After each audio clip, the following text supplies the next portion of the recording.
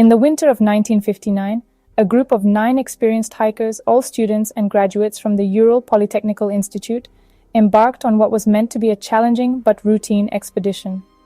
Their ambitious goal was to conquer Mount Otorten, a peak located in the northern reaches of the Ural Mountains. The group was expertly led by Igor Dyatlov, a seasoned hiker known for his meticulous planning and leadership skills.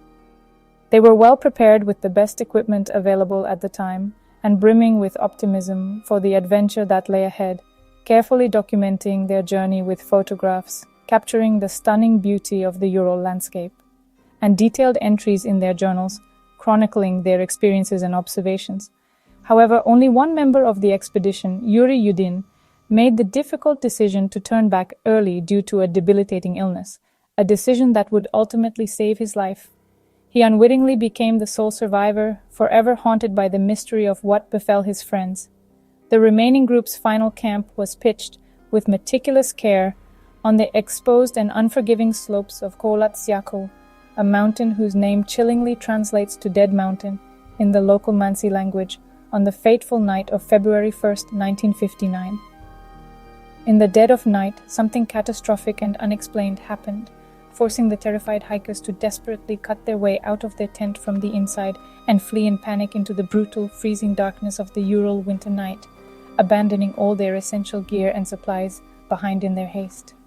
When the group failed to send a pre-arranged telegram by February 12th, signaling their safe return, a large-scale search and rescue operation was immediately launched, ultimately leading to the grim discovery of their eerily abandoned tent on February 26th, nearly a month after their last known contact. The tent was found slashed open from the inside with what appeared to be knives, and their personal belongings remained untouched inside, a bizarre detail that deepened the mystery, with a trail of barefoot footprints leading away from the campsite and disappearing into the vast expanse of snow. The 9 hikers had seemingly vanished into the unforgiving white silence of the Ural Mountains, leaving behind a scene of utter bewilderment. This unsettling discovery set the stage for what would become one of the most enduring and perplexing mysteries of the 20th century, the Dyatlov Pass Incident. The events that unfolded on that desolate mountain would continue to baffle investigators, researchers, and armchair detectives for decades to come, sparking countless theories and speculations. The search parties, battling the harsh winter conditions, pressed on with their grim task. They meticulously scanned the snow-covered landscape, hoping for any sign of the missing hikers. It wasn't long before they discovered the first bodies near a towering cedar tree, a solitary sentinel in the frozen wilderness. The victims were found dressed only in their underwear, a bizarre and unsettling detail that deepened the mystery. Scrutinizing the scene, investigators noted evidence that they desperately tried to climb the tree, perhaps in a frantic attempt to escape something or to gain a better vantage point in the darkness. Following a faint trail in the snow, 3 more bodies, including that of Igor Dyatlov himself, were found scattered between the tree and the tent. It appeared as if they'd been crawling, inching their way back toward the relative safety of their abandoned campsite.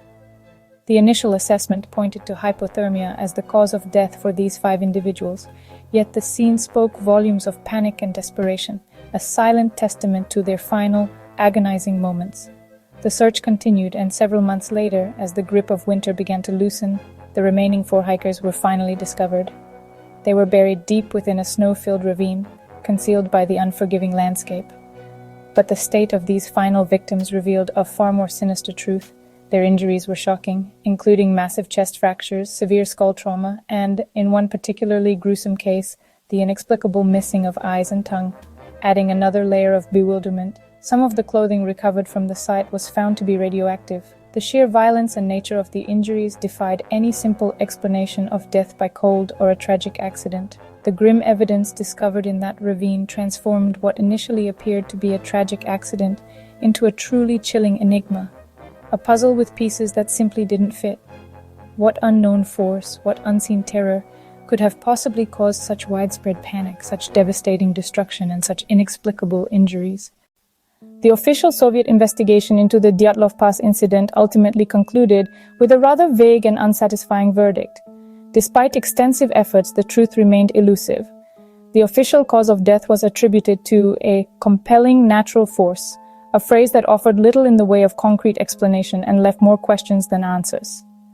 The investigation files were swiftly classified, hidden away from public scrutiny, fueling a fertile ground for rumors and a multitude of competing theories, each attempting to unravel the mystery.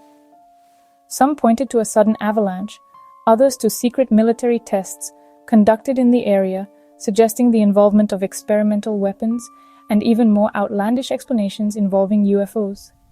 The avalanche theory, while plausible on the surface, could explain the hikers' hasty and panicked escape from their tent, but it struggled to account for the curious lack of significant snow cover at the campsite and the clearly visible footprints leading away from it. Military-related theories often cite traces of radiation found on some of the clothing, and the numerous reports of strange, unexplained lights observed in the sky around that time, but ultimately these theories offer little concrete proof to support their claims. Initial suspicions of attacks by local indigenous Mansi people or escaped prisoners were quickly ruled out by investigators.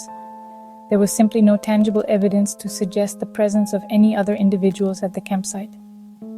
The truly bizarre and inexplicable injuries sustained by the hikers, coupled with the disturbing reports of missing internal organs, only served to deepen the already profound mystery surrounding the Dyatlov Pass Incident. With no clear, definitive answers forthcoming, speculation flourished unchecked, ranging from scientifically plausible explanations to the realm of the utterly paranormal. The Dyatlov Pass Incident has remained an enduring riddle, a puzzle with no truly satisfying or universally accepted solution. What series of events really transpired that fateful night, driving 9 experienced and skilled hikers to their untimely deaths in the desolate Ural Mountains?